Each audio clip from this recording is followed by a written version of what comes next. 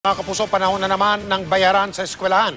Yung ilang mga magulang, napaghandaan po yan kasi nagbabayad sila sa mga tinatawag na mga pre-need company. Pero maging mapanuri po kayo para inyong matiyak na lisensyado at matatag ang pinagtitiwalaan ninyong kumpanya. Nakatutok si Victoria Tulad. Magse-second year college na ang panganay na anak ni JR, habang ang kanyang bunso, huling taon na sa high school. Mga sanggol pa lang daw ang mga anak, pinlano na ni JR ang kanilang pag-aaral. Pero naglaho ang pangarap na ito nang biglang magsara ang pre-need company na kanilang pinagkatiwalaan. Ang pre-need company ay kumpanyang nagbebenta ng educational, life at memorial plan. I can't forget the date. That was February 8, 2012, when I read it in the newspaper.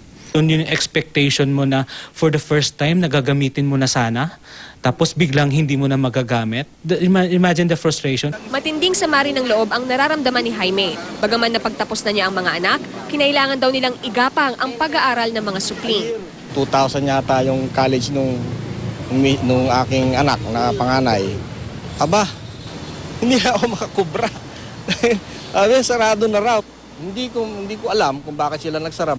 Ayon sa Insurance Commission, malaking tulong naman talaga ang mga pre-need company dahil napalalago ang iyong investment. Pero mangyayari lang ito kung mahahawakan ng mabuti ang pera.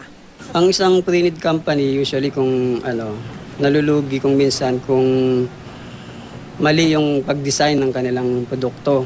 Halimbawa, naipangako nila sobrang taas. Pwede ring tumiklop yung pre-need company kung bumaba yung mga returns ng investment nila. Sa ngayon, 21 pre-need companies ang lisensyado ng Insurance Commission.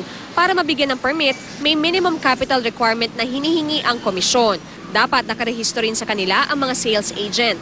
Mula 2010, 31 pre-need companies na ang nagsara. Marami sa plan holders na mga ito, hindi pa rin nababawi ang kanilang pera. Kaya naman para matiyak na mapagkakatiwalaan ang isang pre-need company, ayon sa Insurance Commission, i-check lang ang kanilang website para sa listahan ng mga lisensyadong kumpanya.